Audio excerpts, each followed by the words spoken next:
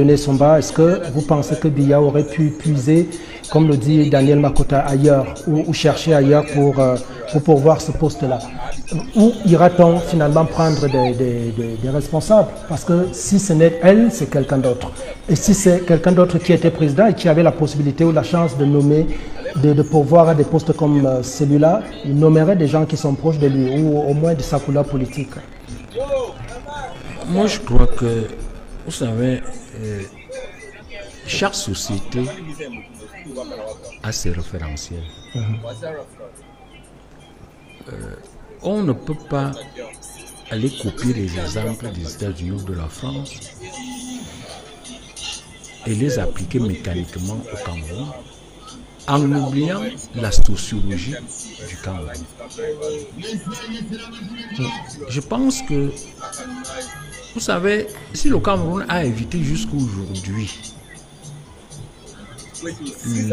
l'implosion ou l'explosion qu'ont connu d'autres pays d'Afrique, il n'est pas dit qu'il ne va pas les connaître. Je pense qu'il faut quand même avoir une vie politique la plus apaisée possible.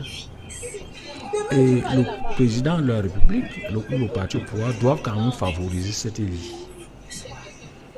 On est dans une situation de tension permanente où on soupçonne le régime au pouvoir de cadenasser la vie politique.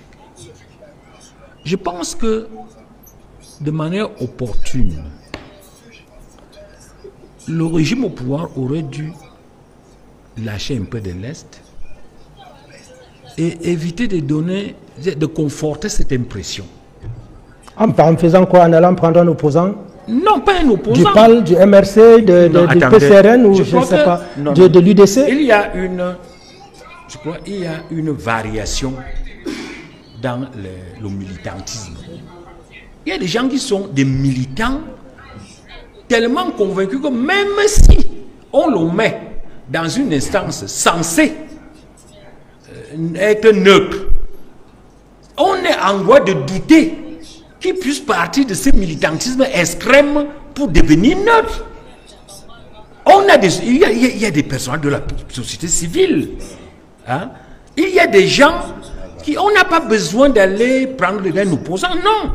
Il y a des gens qui sont même du RDPC, mais qui ne présentent pas un militantisme aussi extrême, aussi excessif.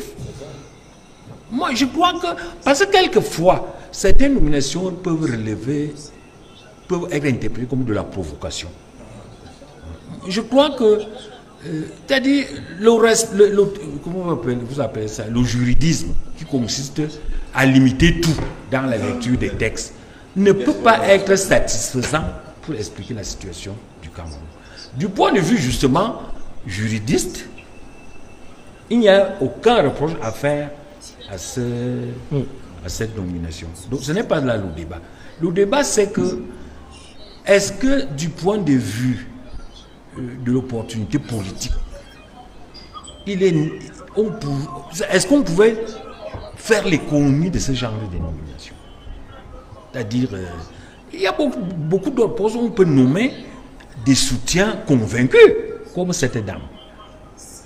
Mais il y a aussi des gens, il y a beaucoup de gens, les donc les professeurs Owona, feu professeur Owona, même les Minkwaché, on n'a pas senti la même raison, parce que on sait très bien que c'est des soutiens mais ils ne sont pas aussi agressifs dans leur soutien. Lorsqu'on voit c'est-à-dire une bête du RDPC, comme celle-là, c'est une bête du RDPC. Ce n'est même pas une sorte de haut fonctionnaire qui serait de manière opportuniste dans le RDPC. On voit plutôt une idéologue pure et dure. Et on l'amène dans une instance qui, par nature, devrait quand même donner ne serait-ce que l'allure du soutien neutre. Dans un environnement où, de manière évidente, la contestation est partout. Je pense que un régime aurait mieux fait. Ça dévoie donc du coup la crédibilité du Conseil. Mais bien sûr, ça aggrave, c'est-à-dire que ça conforte les opposants dans l'idée que le RDPC n'est pas prêt à jouer franc jeu. C'est-à-dire, ça, à tort ou à raison, mais ça conforte. C'est pour ça que je dis que les actes que nous posons, ne nous limitons pas à la lecture des textes. Il y a l'interprétation politique, il y a l'interprétation sociologique. D'accord. Oui. Honorable Adamo Kopit, comment ça se passe en France, par exemple? Je précise qu'en France, nous avons 9 membres de la Cour constitutionnelle, sauf si je raconte n'importe quoi. 3 qui sont nommés également par le président de la République, 3 par l'Assemblée nationale et 3 par le Sénat. Alors, est-ce que Emmanuel Macron ira prendre, je ne sais pas, ces heureux élus dans l'opposition? C'est toujours quelqu'un qui sera, par exemple, de Renaissance, de son parti, peut-être qui aurait démissionné avant d'intégrer le Conseil constitutionnel. Que reproche-t-on au président Biya à la suite de la nomination de Mme Ouli? Ce qu'on reproche au président Biya, ce n'est pas l'illégalisme, parce qu'on se réfère aux dispositions de l'article 51 de la Constitution, bien rappelé ici par le docteur. L'article 2 de la loi du 21 avril 2024 également internalise cette disposition constitutionnelle. Au regard de toutes ces dispositions, on n'est pas en droit de lui reprocher quoi que ce soit. Parce que l'article 51 ou l'article 2 parle des personnalités ayant des réputations professionnelles, morales et tout ça. Donc, ce qu'on peut reprocher, ce qu'on doit reprocher au président, c'est l'absence de l'élégance politique et d'objectivité dans son comportement en tant que chef d'État. En quoi? Le Conseil constitutionnel est le juge électoral au Cameroun, juge suprême, parce que ces décisions ne peuvent pas faire objet de recours. Et Sa Majesté le Président Bézigui a rappelé ici ce qu'il disait pour faire comprendre aux gens qu'il est véritablement rattaché au respect strict de la Constitution. Nous pouvons démontrer ici que c'est faux. C'est faux parce que le Président est rigoureux dans l'application des dispositions constitutionnelles ou légales quand ça satisfait ses objectifs politiciens. Quand c'est contre ses objectifs, il viole sans tergiverser, sans se soucier de la réaction en face, ni du peuple souverain et encore moins de ses adversaires. Est-ce que vous vérifiez que c'est lui directement ou ceux qui opèrent autour de lui? C'est lui directement. Attendez, moi je ne suis pas partisan de ce conspiratisme politique qui consiste, quand c'est bien, de dire c'est le président Biya qui est l'auteur de ce qui est bien. Quand ça ne va pas, on dit c'est son entourage. Non, ce n'est pas responsable. Donc, je voudrais démontrer ici. Le président Bézigui a rappelé l'origine de la Constitution de 1996. Ce sont des conclusions fondamentales de la tripartite du 13 novembre 1991 qui ont été reprises par un comité constituant, même si on a biaisé pour beaucoup. Et on était parti de la tripartite avec l'idée de création d'une cour constitutionnelle. On nous a servi le Conseil constitutionnel, mais le Conseil constitutionnel, dans la Constitution originelle du 18 janvier 1996, voudrait que le juge constitutionnel soit parmi les personnalités de réputation politique neutre et ayant le mandat le plus long et rigide de la République. Le mandat de membre du Conseil constitutionnel était de 9 ans, non renouvelable, pour permettre à ce qu'il ne soit pas influençable par le chef de l'exécutif. Et le président Biya, ne voulant pas se mettre dans cette logique d'impossibilité de manipulation, a fait modifier la Constitution en février 2008 pour ramener ce mandat à 6 ans. À 6 ans, oui. Donc inférieur à son mandat, et non seulement à 6 ans, mais éventuellement renouvelable. Ce qui veut dire que lorsque vous êtes membre du Conseil constitutionnel, si vous n'agissez pas selon les directions qu'ils vous auront données, vous êtes sûr qu'ils ne peuvent pas vous renouveler votre mandat. S'agissant maintenant du choix de notre compatriote Mme Ouli Ndongo, personne ne peut discuter. C'est une dame, elle est ingénieure, elle a occupé des fonctions administratives. Je pense qu'elle était secrétaire générale d'un ministère, puis elle a exercé 2 mandats élus. Elle était sénatrice, pas nommée, mais élue. 2013, 2018, 2023. Donc, sur le plan politique, elle est une dame qu'on ne peut rien reprocher.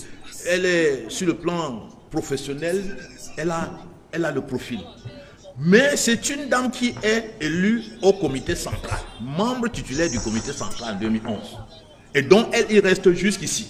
Puisque c'est ce comité que le professeur vantait tout à l'heure que l'article 18 de leur statut a permis de proroger. Donc, elle est membre titulaire du comité central. Comment quelqu'un qui elle est où était? Est-ce que je souhaite que vous me disiez les incompatibilités que vous dénoncez au niveau de la nomination de Mme Oulindongo. L'incompatibilité au regard de la Constitution, au regard de la loi n'existe pas, puisque la loi a expressément ignoré l'impartialité politique. La Constitution l'a ignoré, la loi l'a ignoré également. Maintenant, je parle de l'élégance politique qui voudrait quand même que quand on gère le pays, on démontre qu'on est chef de l'État, même si on est président d'un parti politique, qu'on gère au nom de l'État et non au nom de son parti. Vous ne pouvez pas prendre votre militant au cadre de votre parti et aller mettre là où on prendra les décisions de qui est élu et où n'est pas élu. Cette dame aura-t-elle la capacité, la possibilité de dire que le président Biya a échoué en octobre prochain? Elle ne peut pas. Elle est membre du comité central depuis 2011. Elle est membre du comité central jusqu'à l'heure. Elle prêtera serment étant membre du comité central. Donc ce n'est pas possible. Bon, sauf si les choses, dans un État, nous à l'Union démocratique du Cameroun, nous avons dit, parce qu'il y avait des débats sur la scène politique camerounaise, de dire qui est politiquement neutre finalement dans ce pays. Quand vous allez à l'université, on est supposé avoir des intellectuels neutres, mais quand ils sont sur le plateau, vous voyez qu'ils sont engagés. Donc nous avons dit, à défaut de consacrer l'impartialité politique des institutions qui doivent prendre des décisions qui s'imposent à tout le monde, il faut maintenant avoir à ce niveau des représentativités politiques qui neutralisent donc la possibilité de manipulation par un parti politique. Quand vous regardez par exemple le conseil électoral aujourd'hui, il y a des membres qui sont proposés par des leaders de partis politiques. On pouvait faire la même chose au niveau du conseil constitutionnel si on veut y avoir des personnalités de réputation politique. Si on a un membre du comité central du RDPC, pourquoi ne pas avoir un membre du bureau exécutif de l'UDC? Pourquoi ne pas avoir un membre du bureau exécutif des autres partis politiques? Des autres partis politiques. Mais pourquoi le président veut montrer au Camerounais que... Vous doutez de la crédibilité du Conseil constitutionnel dans sa constitution actuelle? Oui, dans sa constitution actuelle. Dans sa composition actuelle. Le président Clément Atangana, son épouse est une responsable active du RDPC, ça c'est sûr. Donc vous avez là un cercle de militants d'un parti politique qui sera en compétition avec les autres, et puis vous pensez qu'ils vont décider contre leur chef politique. C'est comme si, parce que les Camerounais aiment le football, c'est comme si les Lions indomptables devraient jouer par exemple avec la France, et le juge central est français, et les juges de tous sont français, le commissaire de match est français, et on demande aux Camerounais d'accepter le résultat final. Moi je crois que le chef de l'État démontre là qu'il n'a pas de souci pour le Cameroun. Il n'a de souci que pour le maintien de son fauteuil. Et ça c'est risqué, parce que le Cameroun fut un îlot de la paix. Quand il prend le pouvoir en 1982, le Cameroun n'avait pas la situation que nous vivons aujourd'hui. Parce qu'on ne peut plus dire que le Cameroun vit la paix. Le nozo est là. Et aujourd'hui, il fait comme s'il ne voit pas le risque venir.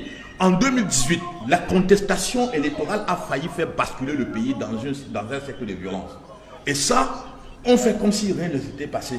7 ans après, on veut reconduire les mêmes dispositions en aggravant même, en prenant des décisions aggravantes. Parce que la nomination de cette dame est un fait aggravant. Qui s'ajoute au fait qu'on ne veut pas changer un seul iota sur le code électoral. Sachant que les règles électorales sont contestées et plus que jamais contestées par l'entièreté des acteurs politiques et de la société civile et même des amis du Cameroun. Donc ça nous prédispose déjà un scrutin présidentiel en octobre conflictogène et un chef de l'État qui est soucieux de l'intérêt du pays et non de l'intérêt de sa famille politique devrait intégrer cela dans l'ordre des priorités et faire ce qu'on doit faire, plutôt que d'aller dans des décisions qui auront des effets aggravants. Oui, d'accord.